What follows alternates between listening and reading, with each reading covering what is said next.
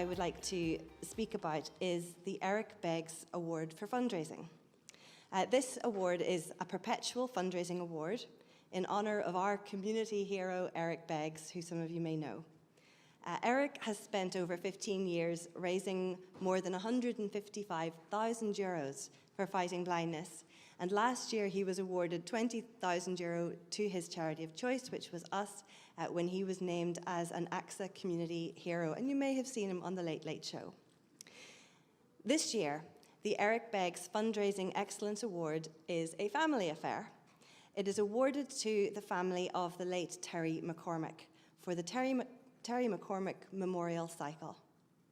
Terry McCormack was a man with a very generous spirit who played GAA, winning 2 All-Ireland titles with Longford Masters before moving into management. He was also a gifted rugby player with Longford and received many offers to play at a higher level.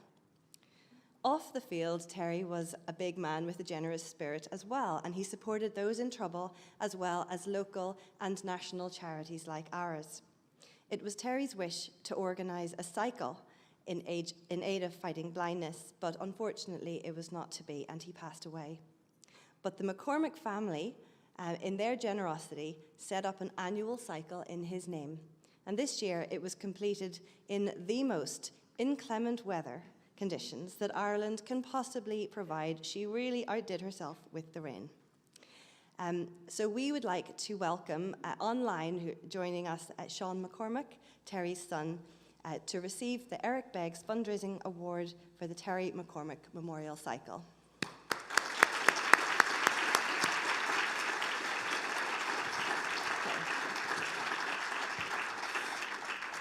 So moving on then, we have a number of awards that are named in memorial to driven, dynamic and wonderful people and members of ours who have influenced the organisation. Oh, he's actually on. Oh! Sean, is he able to speak?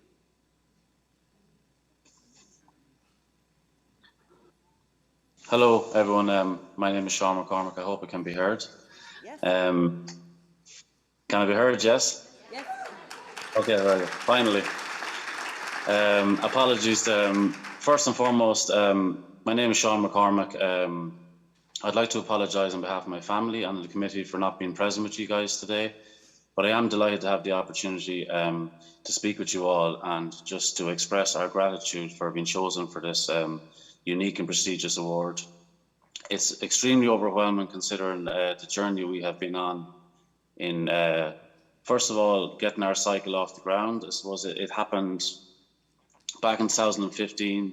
We lost our father, Terry, tragically. And one of his wishes before he passed away was to organise a memorial cycle in aid of a charity that dealt with blindness and people with eye difficulties. Prior to 2015, my brother Pádraig was diagnosed with a very rare eye condition, and it caused a lot of distress in our family trying to find out about this condition, trying to find out how to deal with it, methods of treatments and so forth. And this was something that Daddy was very proud of. In that, not what I mean by he's very proud, it's something he was very determined to raise funds for, and the type of person he was he was always seeking to help others, and he wanted to organise something, and it didn't just happen for him, unfortunately, but he had expressed his idea to friends that he had been out cycling with, and as a family we came together. We have an incredible committee behind us, an incredible community, and the following year, 2016, we had what was to be our first memorial cycle. And we chose Fighting Blindness as our charity, and we want to raise money for and honour our father's wishes. It was a huge success. We had people come from all over the county, all over the country, with different experiences. This charity meant so much to them. We learned so much from people that came. And since then, to this day, to this very year, our cycle has continued and it has grown in reputation. And we're very proud of everybody involved. People who give up their time financially. We have people with us from 6 years ago that have got involved, to stewardship. Just everyone just comes out on the day, and even this year in particular, we had our event back after having 2 virtual events the last 2 years, which was incredible too, because the support never stopped.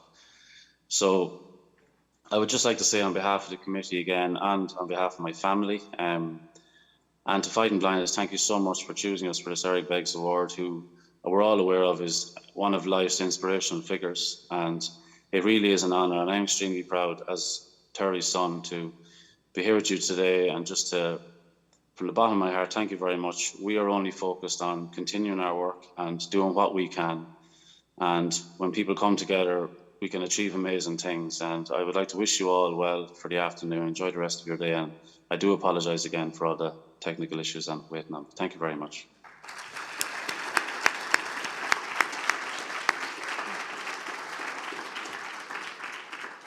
Thank you so much. I'm delighted that Sean was able to join us online. So as I was saying, we have a number of awards that are named in memorial to driven, dynamic and wonderful members who have influenced the organisation over the years. These awards are the Cure Award in memory of Geraldine Duggan, the Support Award in memory of Ann Byrne, and the Empowerment Award in memory of Paddy Byrne. Yesterday, we presented the Cure Award to an investigative scientist, Dr. Sophia Millington Ward, who you saw on the video earlier. And today, I would like to present the Support and Empower Awards. This year's Support Award, and I won't ask him to come up, but I want to say that this year's Support Award is presented to John Acton.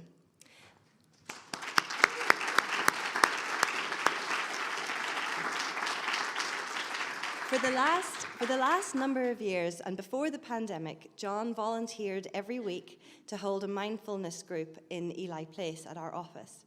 John prepared for each session and created a variety of meditations for people to listen to. John adapted to COVID and moved the group sessions online, where it has gone from strength to strength and has been a great resource, opportunity, and source of support for a lot of people. John also serves on the board of directors and brings his scientific knowledge to the research subcommittee and more recently the audit subcommittee. So congratulations, John, and thank you for all that you do.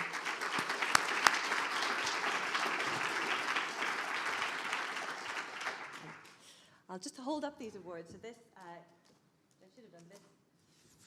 This is the Eric Beggs Award, which is a piece of blue crystal in a kind of almost like a musical note. That's what it looks like to me.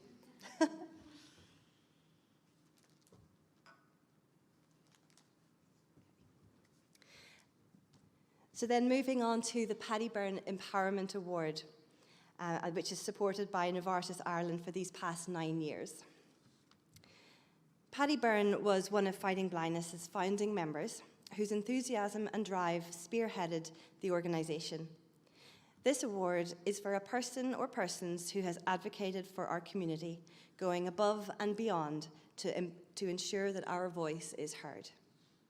This year's worthy recipient has made himself available for traditional and social media. He has featured in videos for social media, the printed newspapers, online journals, TV and radio, giving a lot of time and sharing a lot of his journey with us. Anyone watching RT's Nationwide last night cannot fail to be impressed by the drive and enthusiasm shown by this young man who lost his sight during the first lockdown. So we are delighted to present the Paddy Byrne Empowerment Award to a very worthy recipient due to his willingness and capability to tell his story openly and widely, raising awareness and influencing public opinion. Conor Lennon.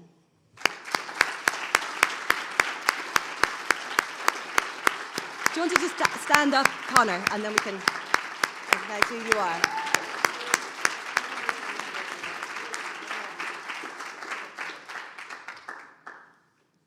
Do you want to say a few words? No. Okay. Well, then I will. Just thanks for having us along, and it's really lovely doing it. Yeah, brilliant. We're so delighted to have you. And Aoife, will I give you this too? And thank you. Aoife equally shares the award, I think. For sure. Thank you so much. Thank you.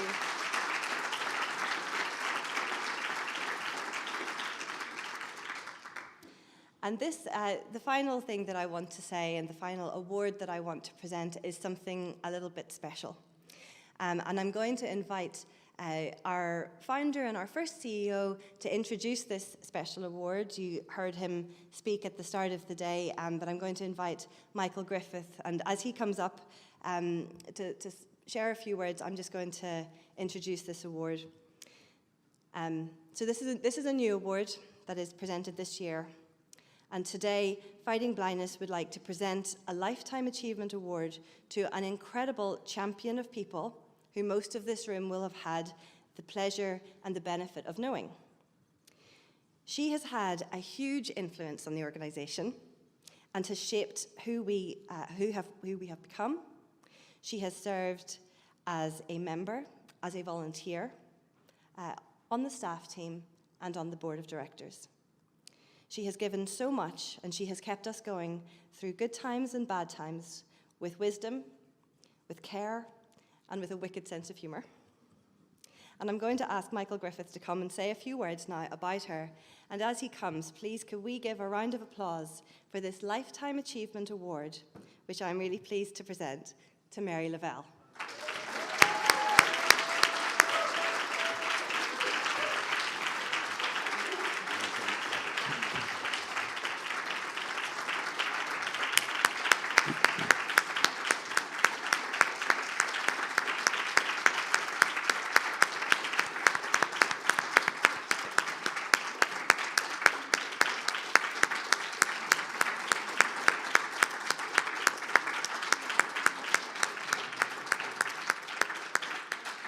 I think that round of applause says it all. You know, Mary is such a popular member of Fighting Blindness and has been for such a long time.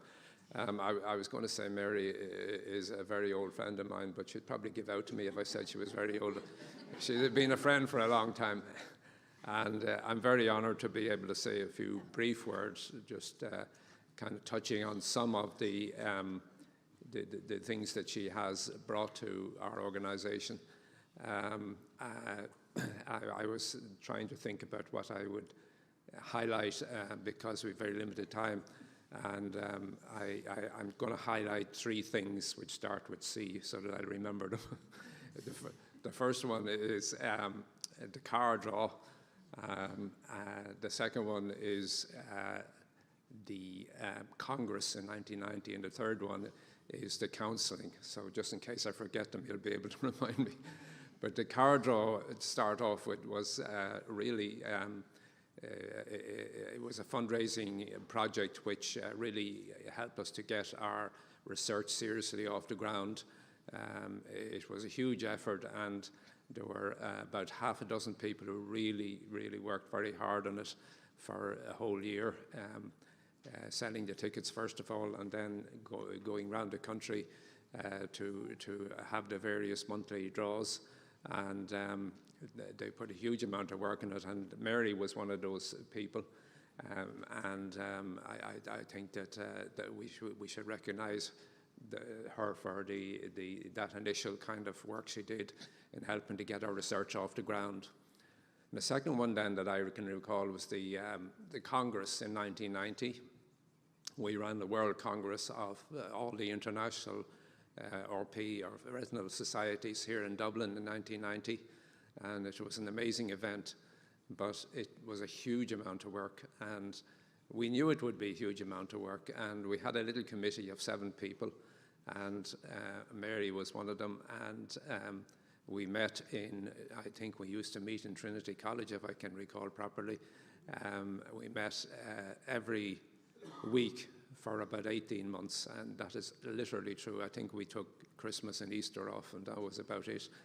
But the Congress ran like clockwork, and it was a really wonderful event.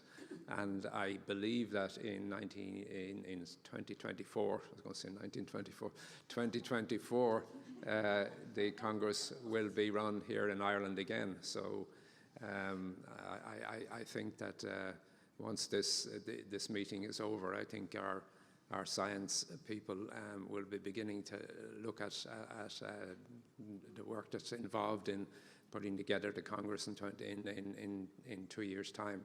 2 years' time, yeah. So so thank you, Mary, and of course John. Her her husband, who was always there by her side, and who did a huge amount of work there in support of that, of both of those, the card draw and the Congress. And then the third C is the counselling, and this was really a wonderful contribution that Mary made to fighting blindness, because Ann Byrne, who we heard about earlier, had started a pure counselling service in fighting blindness, which is it's good counselling, but it's not full professional counselling. And we were trying to get some funding from the HSE to support the counselling work, but they wouldn't provide any funding unless the counsellor was a fully qualified professional counsellor. So we were in discussions with the HSE for nearly two years about trying to get some funding to really set up a good professional counselling service. And at the same time, purely by coincidence, Mary, who had previously been a businesswoman, she had been in business with her husband John, had retrained and become a counselling psychologist. She studied in Trinity College, and then she went out and worked in another organisation. And she was just ready when we got the funding. It was one of those serendipitous things. And Mary came in and became the counsellor in fighting blindness. And her business experience, again, of course, John was a great help too, and her business experience really stood to her because she was able to set up the counselling service in Georgia Street in a separate office, and she was able to furnish it and decorate it and everything for almost nothing. But we got quite a significant amount of money from the Health Board to enable us to run the counselling service, and it was a huge success. And it was by far the most professional counselling service for visually impaired people in the country, and that was just a wonderful achievement from Mary. So you can see that Mary's footprint is all over fighting blindness, and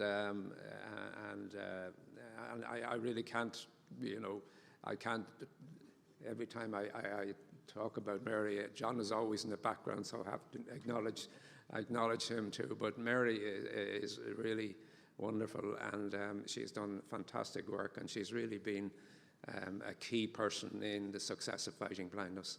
So well done, Mary. Oh my gosh, there's a microphone. So, Anna, are you going to present? Mary. Well, thank you, Michael. I hardly recognise myself there. And I've really been caught on the hop. But just to say thank you. I have been involved, as Michael said, in fighting blindness for a very long time. But I've also been surrounded by some wonderful people that have been lifetime friends to me, and hopefully will continue to be.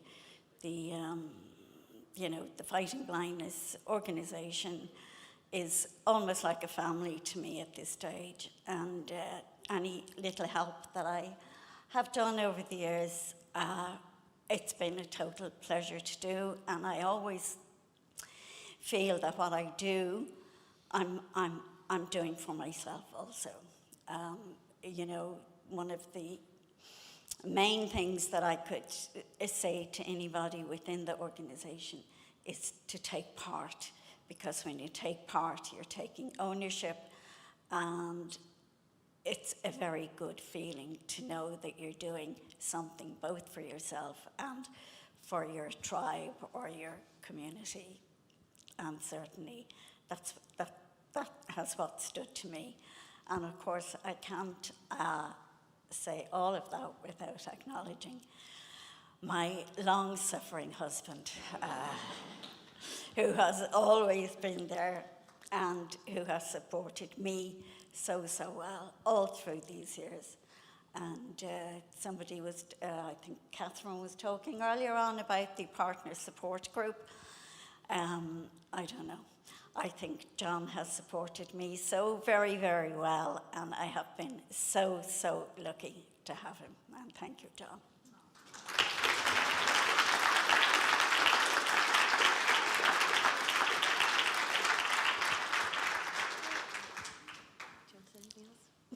You're done. You're done. Thank you so much, Mary. Mary Lavelle. So thank you. So I think that wraps us up. Finbarr, Roche is going to come and just officially close us. So do you want to use the podium?